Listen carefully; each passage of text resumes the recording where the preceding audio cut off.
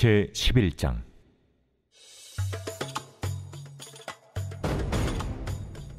내가 또 메대 사람 다리오 원년에 일어나 그를 도와서 그를 강하게 한 일이 있었느니라. 이제 내가 참된 것을 내게 보이리라.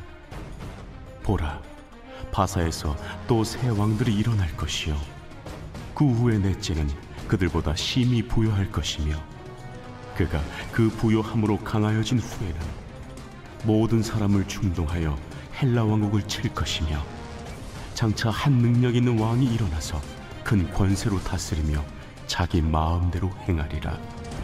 그러나 그가 강성할 때 그의 나라가 갈라져 천하 사방에 나누일 것이나 그의 자손에게로 돌아가지도 아니할 것이요, 또 자기가 주장하던 권세대로도 되지 아니하리니 이는 그 나라가 뽑혀서 그 외에 다른 사람들에게로 돌아갈 것임이라.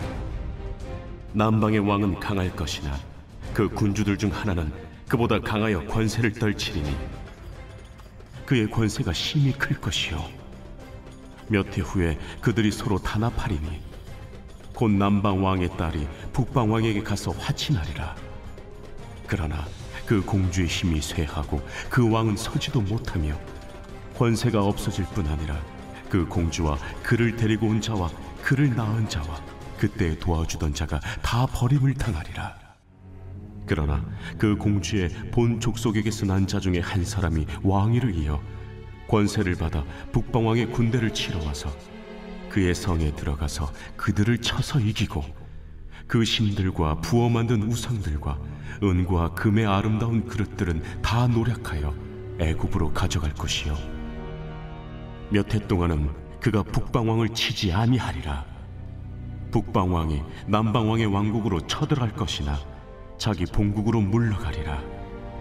그러나 그의 아들들이 전쟁을 준비하고 심히 많은 군대를 모아서 물이 넘침같이 나올 것이며, 그가 또 와서 남방왕의 견고한 성까지 칠 것이요, 남방왕은 크게 노하여 나와서 북방왕과 싸울 것이라.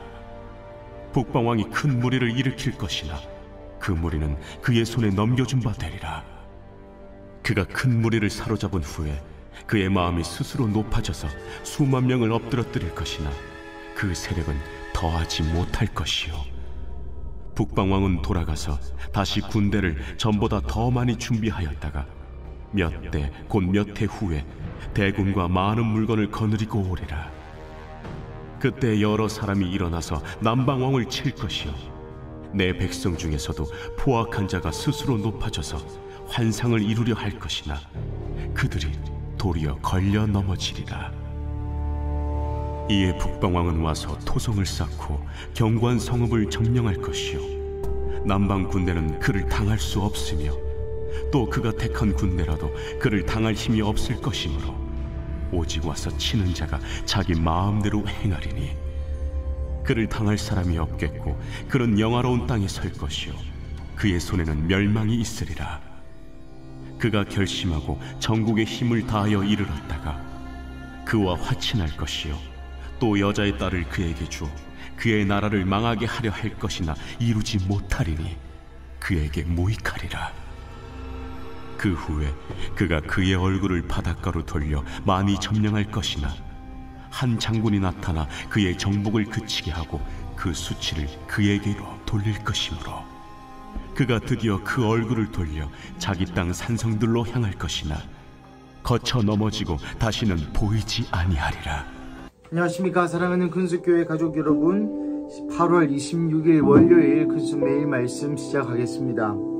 오늘 본문은 다니엘서 11장 1절부터 19절까지의 말씀입니다. 다니엘이 다리오 원년에 또 계시를 받아서 그 계시를 적어놓은 구절입니다. 사실 오늘 이 본문은 논란이 굉장히 많은 부분입니다. 사실 어떤 학자는 제가 다니엘서를 저번에 연구하면서 읽은 책에 어떤 학자는 이 글을 읽고 이 당시의 사람이 아니고서는 결코 알지 못했던 몇 가지 사실들을 다니엘이 정확하게 기술하고 있기에 그 사람은 이것이 예언이 아니라 후대의 사람이 붙여놓은 것이다 라고 주장할 정도로 이 다니엘서의 이 특별히 남방왕과 북방왕의 전쟁, 즉 남방왕은 애굽의 프톨레마이오스 왕조이며 북쪽의 시리아의 셀루쿠스 왕조에 대한 대결, 그로 인한 오늘 17절의 본문에 보시면 여자의 딸은 여러분 아시다시피 유명한 클레오파트라입니다. 그러니 이 모든 역사적인 사실들을 너무나도 정확하게 후대에 보아도 이것은 역사서에 가까운 정도로 적었던 책이 바로 오늘 본문의 이 책이라는 것이죠. 그래서 오늘 이 본문을 함께 살펴보신다면 남방왕과 북방왕이 전쟁을 하고 나아가 결국에는 북방왕이 이길 것, 남방왕이 너무나 셌지만 남방왕이 이길 것, 결국 북방왕이 너무나 센 군대를 가지고 있었지만 무명의 남방왕국 장군에게 멸망할 것에 대해서 너무나도 정확하게 예언을 하고 있습니다. 사랑하는 가족 여러분, 오늘 본문을 제가 읽으면서 들었던 감동은 남방왕이 누구고 어떤 전쟁이었고 이런 역사적인 사실들을 제가 나열할 수 있겠으나 오늘 제가 느꼈던 것은 하나님께서 이렇게까지 역사적인 사실을 왜 기술하셨냐는 것입니다. 왜 그런고 하니 첫 번째, 하나님이 역사의 주관자이심을 드러내기 위함입니다. 하나님이 이것을 알고 계시다면, 하나님의 뜻대로 이것이 진행된다면 역사는 눈에 보이는 왕들의 손에 이끌리는 것이 아니라 하나님이 정한 대로, 하나님이 예정하신 대로 움직인다는 반증이기도 하기 때문입니다. 그리고 둘째는 나중에 12장에 있을 예언에 더욱더 신뢰성을 더하기 위함입니다. 하나님께서 가까운 미래에도 정확히 누구보다도 정확하게 누구보다도 분명하게 말씀하셨다면 나중에 있을 예수님의 재림에 관한 예언도 사실이고 그것도 신뢰성이 훨씬 올라가기 때문입니다. 그러므로 이 모든 이 중동의 역사를 주관하시는 하나님께서 이 세계의 역사를 주관하시고 이 세계의 역사를 주관하시는 하나님께서 예수 그리스도를 이 땅에 보내시고 예수 그리스도를 이 땅에 보내실 뿐만 아니라 초림뿐만 아니라 재림까지 이 모든 역사를 꿰는 분이 하나님이시다. 역사의 주관자가 하나님이시다. 라는 것을 알 뿐만 아니라 그 예수님에 대한 예언까지 신뢰를 더하기 위함이라는 것이죠. 사랑하는 가족 여러분, 그래서 다니엘이 이 모든 지식을 깨달아서 무엇을 했겠습니까? 물론 바벨론, 그리고 바벨론 이후에 자기가 있었던 왕국에 대해서, 또 이스라엘이 돌아가는 이 고레스에 대해서 또 이러한 지식과 지혜로 알려주고 도와주고 또 했겠죠. 하지만 무엇보다 중요한 것은 다니엘은 이스라엘 백성이 돌아갈 것과 동시에 예수님이 오실 길을 이때부터 예비했던 자이라는 것입니다. 이 역사의 지식들과 이 지혜들을 통해서 다니엘이 했던 것은 이미 로또 번호를 알아서 재산을 착복하거나 또 재산을 쌓아두거나 그런 일들이 아니라 이 모든 사실들을 통하여서 예수님이 다시 오신 것이 너무나도 분명함을 드러낸 것이 다니엘의 역할이라 할 수 있겠습니다.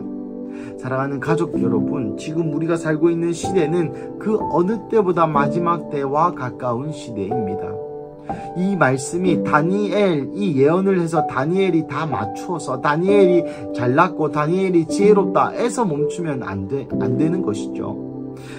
다니엘을 통해서 그 당시의 근미래, 가까운 미래를 예언하셨던 하나님, 이 5절부터 오늘 보면 1절부터 19절까지 그 누구도 알 수 없었던 역사책이라고 받아들여도 될 만큼의 정확한 예언을 했던 다니엘의 말씀을 하나님의 말씀으로 우리가 믿는다면 다니엘이 예언한 그 역사의 주관자가 하나님이시구나. 그 역사를 주관하시는 그 하나님께서 오늘 2024년도 여전히 주관하실 것이구나. 그리고 예수님이 다시 오신다는 것이 뜬구름 잡는 이야기가 아니라 사실이구나 라는 것을 우리 또한 느낄 수 있어야 한다는 것이죠. 사랑하는 가족 여러분, 다니엘서는 개인적으로 제가 너무나도 좋아하는 책 중 하나입니다. 그리고 다니엘서를 제가 수요 예배 때 또 강해를 하기도 했었죠. 하지만 오늘 본문을 통해서 주님이 우리에게 말씀하고자 하는 것은 똑같은 주제입니다. 그래서 내가 역사의 주관자이다. 그러니 깨어서 준비하라. 깨어서 이스라엘의 회복, 이스라엘의 포로기가 끝나고 회복을 준비하였던 다니엘처럼 지금 이때에 하나님이 한국 땅에 또 이 아시아에 또 이 전 열방에 무엇을 하기를 원하시는지 보고 느끼고 깨닫고 그것을 말씀으로 받아 우리 또한 준비해야 할 줄로 믿습니다. 그리고 오늘 이 본문을 읽는 과정에 저는 한국 땅이 계속해서 생각이 났습니다. 제가 저번 주 토요일에 5,000명이 모인, 다음 세대에 5,000명이 모인 그 집회를 다녀왔는데요. 그 집회에서 느낀 것이 많았지만 가장 크게 느낀 것은 이것이었습니다. 마지막 부분에 앞에서 찬양팀이 물이 바다 덮음같이 이 찬양을 하는데 이 찬양은 하박국 3장에 나오는 말씀이죠. 하박국이 이 말씀을, 이 환상을 보기 전까지 이스라엘의 멸망함과 이스라엘의 현실에 대해서 계속 주님께 불만하는 장면이 나오다가 하나님께서 물이 바다 덮음같이 여호와의 영광이 온 땅에 덮이는 것을 하박국에게 환상으로 보여주시고, 실제로도 이스라엘 백성이 흩어지자마자 이스라엘 백성에게는 그것이 아픔이고 슬픔이었겠지만 예수 그리스도의 이때는 복음이 아니죠. 예수 그리스도의 복음의 단초, 여호와 하나님이 누구신지 전 세계에 알려지게 되는, 역설적이게도 알려지게 되는 계기가 되었다는 것입니다. 이것을 하박국이 깨닫고 하박국의 기도가 바뀌게 됩니다. 왜 이런 말씀을 드리냐? 지금 이 한국 땅의 현실은 마치 이스라엘 백성이 노예 생활하는 것과 같은, 포로 생활하는 것과 같은 많은 상황들이 좋지 않고 많은 이야기들이 오고 가고, 특별히 한국의 부흥은 끝났다, 죽었다 등등등 수많은 이야기들이 있지만 여전히 물이 바다 덮음같이 하나님의 영광을 인정하는 때가 올 것이다 라는 것이죠. 우리가 눈앞에 받아들이고 있는 현실은 슬프고, 우리가 눈앞에 보이는 것은 포로이고 노예이고 묶임이지만, 하나님이 이 땅을 보고 말씀하시는 것은 부흥이고 회복이고 다시 사는 것임을 여러분 꼭 기억하시기를 주님의 이름으로 축복합니다. 그래서 오늘도 다시 한번 우리의 마음을 가다듬고 하나님이 한국 땅에 행하실 일들을 기대하며 오늘 하루도 중보하고 이 한국 땅을 주님께 들어 올려드리는 우리 큰수교회 가족 한 분 한 분 되시기를 주님의 이름으로 축복합니다. 우리 함께 기도하시겠습니다. 하나님 감사합니다. 오늘 본문을 통하여 우리에게 다시 한번 말씀하신 하나님, 다니엘이 모든 역사를 미리 아는 것을 통하여 그 다니엘의 모든 예언의 신뢰성을 더함과 동시에 다니엘도 이 모든 예언을 통하여 이스라엘의 회복을 준비하였던 것처럼, 주님, 우리에게 말씀하시는 그 모든 예언들과 또 그 한국 땅을 바라보시는 하나님의 마음을 우리가 깨달아 우리도 하나님의 뜻을 이루는, 우리도 하나님의 뜻을 미리 준비하여 그것을 위해 중보하는 에스겔 36장 37절 말씀처럼, 그래도 기도하여야, 이같이 구하여야 내가 그들을 구원하실 것이라 했다 하나님의 말씀을 또한 기억하며, 하나님 한국 땅에 하나님의 사명을, 하나님의 데스티니를, 하나님께서 하고자 하시는 일을 일으켜 주시옵소서. 특별히 부산을 위하여 기도하고 있는 우리 큰수 가족의 기도 소리를 주님 들어주시고, 다시 한번 부산 땅에 하나님의 큰 부흥이 있기를 간절히 기도합니다. 오늘도 하나님의 뜻을 이해하는, 그리고 그 뜻에 맞추어 기도하는 우리 큰수교회 가족 한 분 한 분 되게 하여 주시옵소서. 주님 감사합니다. 이 모든 말씀 살아계신 예수님의 이름으로 기도드립니다. 아멘.